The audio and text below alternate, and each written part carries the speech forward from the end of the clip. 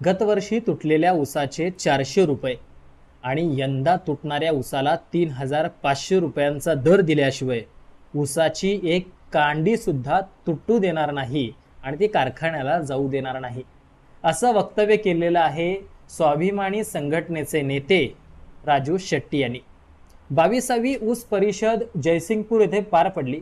या ऊस परिषदेमध्ये राजू शेट्टीने अनेक वक्तव्य केलेत, शेतकऱ्यांना प्रबोधन सुद्धा केलेलं आहे, संबोधन सुद्धा केलेलं आहे आणि कारखान्यांना चांगली चपराक लावण्याचं काम केलंय। मग नेमके हे राजू शेट्टी आहेत कोण हे आपल्या सगळ्यांना माहिती असेलच, मात्र ज्यांना माहीत नसेल त्यांच्यासाठी राजू शेट्टी आहेत कोण, ते नेमकं शेतकऱ्यांसाठी नेमकं दरवर्षीच आंदोलन का करतात आणि दरवर्षीच ऊस परिषद म्हणजे नेमकी काय असते, हेच आजच्या व्हिडिओच्या माध्यमातून आम्ही तुम्हाला सांगणार आहोत। नमस्कार, मी अक्षय आणि तुम्ही सगळेजण पाहताय शब्दवेडे।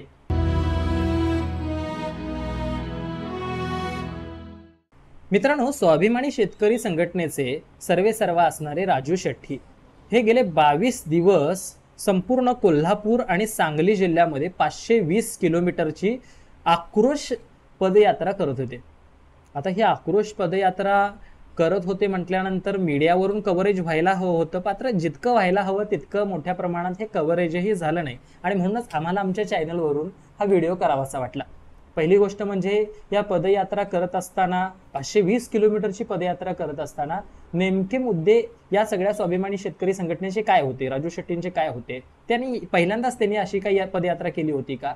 तर सगळ्यात महत्त्वाचं म्हणजे स्वाभिमानी शेतकरी संघटना ही शेतकऱ्यांसाठी, त्या शेतकऱ्यांच्या ऊसाला योग्य भाव मिळावा याच्यासाठी दरवर्षी ऊस परिषद घेत असते।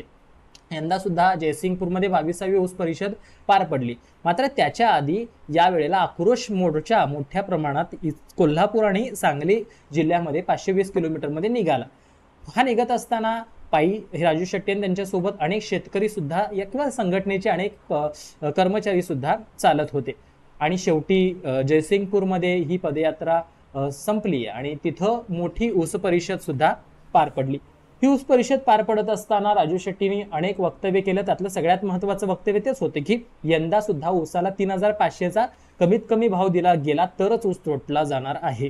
त्याचबरोबर राजू शेट्टीने आणखीन एक गोष्ट सांगितली, ती म्हणजे गतवर्षी तुटलेला ऊस, म्हणजे गेल्या वर्षी ज्या वेळेला ऊस गेला त्यावेळेला ऊसाच्या अर्थात साखरेला योग्य तो भाव आला नव्हता, म्हणून कारखान्यांनी ऊसाला भाव सुद्धा थोडा कमी दिला होता आणि ते तुटलेल्या ऊसाचे 400 रुपये आधी शेतकऱ्यांना देण्यात यावेत अशी सुद्धा मागणी केलेली आहे।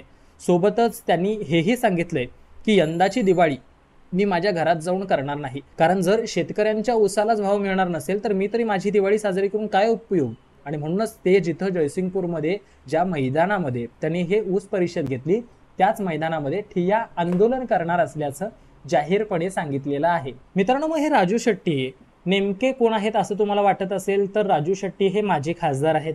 राजू शेट्टी हे सातत्याने 2 वेळा खासदार राहिलेले आहेत, मात्र धैर्यशील माने यांनी हातकणंगले लोकसभा मतदारसंघातून त्यांचा पराभव केला आणि स्वतः विजयी झालेले आहेत आणि सध्या धैर्यशील माने हे शिंदे गटामध्ये असलेले अर्थात शिंदेच्या शिवसेनेमध्ये असलेले आपल्या सगळ्यांना दिसतात आणि त्यांच्या विरोधातच पुन्हा एकदा राजू शेट्टी तयारी करताना दिसत आहेत। राजू शेट्टी हे दरवेळेला स्वाभिमानी शेतकरी पक्षाकडून उभे राहतात आणि त्याचबरोबर यंदा सुद्धा त्यांनी कुठल्याही पक्षाला सोबत न घेता अर्थात ना या महाविकास आघाडीमध्ये ना युती सरकारमध्ये दोघांच्याही नाही तर मी स्वतंत्रपणे लढणार आहे याच भूमिकेतून आपली स्पष्ट भूमिका मांडलेली आहे आणि पुन्हा ते निवडणुकीला सुद्धा उतरणार आहेत। मात्र त्याच्या आधी ते शेतकऱ्यांचे नेते म्हणून ओळखले जातात, कारण दरवर्षी नित्यक्रमाने ज्या वेळेला ऊसतोड येते त्यावेळेला कारखान्यांना ऊस गाळप ज्या वेळेला होणार असते, शेतकरी कारखान्यांना ऊस ज्या वेळेला पाठवणार असतात त्यावेळेला एक कारखान्यांकडून दर ठरवला जातो आणि हा दर ठरत असताना तो योग्य असेल तर शेतकऱ्यांना 2 पैशाचा फायदा होतो, जर तो चुकीचा असेल कमी पडला